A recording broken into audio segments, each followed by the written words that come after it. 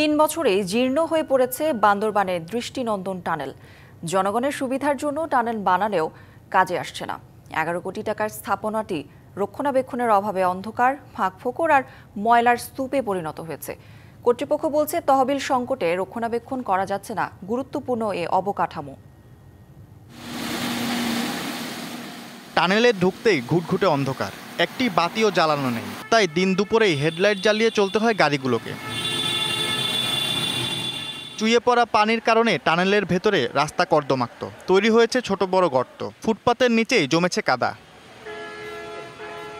কেন্দ্রীয় বাস টার্মিনালের অংশে টানেলের প্রবেশমুখে রয়েছে মাটির স্তূপ। বেশি বৃষ্টি হলে পাহাড়ের মাটির নিচে এসে পড়লে হাঁটা যায় না। এই টানেলের ভিতরে হাঁটা যাইতেছে না, ভিতরে গুট অন্ধকার, মানুষজনের যাওয়ার মতন ইয়া নাই, ফাঁক দিয়া পানি পড়ে। বৃষ্টি যখন হয় একদম ঝর্ণার মতো পানি পড়ে, বিভিন্ন ফাটল দিয়ে মৃত্যু ফাঁদে পরিণত হয়েছে। টানেলের বাইরে উভয় পাশে যত্রতত্র পার্কিং করা হয় গাড়ি। দেখে বোঝার উপায় নেই, মাত্র ৩ বছর আগে ১১ কোটি টাকা খরচে গাড়ি চলাচলের জন্য টানেলটি। এখানে তো লাইটও নেই, কিছু নেই, গাড়ি চালাতে কষ্ট হয়।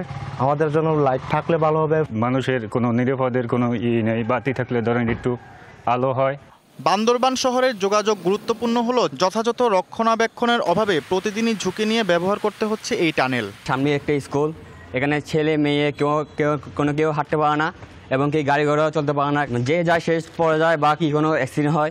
টানেলে লাইট নাই, অন্ধকারে যেতে কষ্ট মানুষের। টানেল তারও লম্বা হওয়ার কথা, টানেল হয়েছে কি অর্ধেক রাস্তায়, মধ্যের রাস্তায় শেষ হয়ে গেছে, কাজগুলি করে নাই। তহবিল সংকটের কারণে নিয়মিত রক্ষণাবেক্ষণ সম্ভব হচ্ছে না। তবে শিগগিরই পৌরসভার কাছে হস্তান্তরের মাধ্যমে সমাধান হবে বলে আশা প্রকাশ কর্তৃপক্ষের।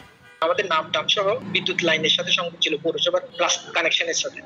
কি করছে, এটা কাটে দিচ্ছে। কাটে দেওয়ার ফলে এই অন্ধকার গুলো হচ্ছে। পৌরসভার কাছে এটা হস্তান্তর করবো। পৌরসভা এটা পুরোটাই লাইটিং সহ ওই আমাদের বাস টার্মিনাল সহ পুরোটা ওনাদের কাছে চুক্তি হয়ে ওনারাই মেনটেন করবে। পাহাড় ধস রোধে এবং বাস স্ট্যান্ড ও কেন্দ্রীয় বাস টার্মিনালের মধ্যে সংযোগ স্থাপনের জন্য ২০২১ সালে তৈরি হয় টানেলটি।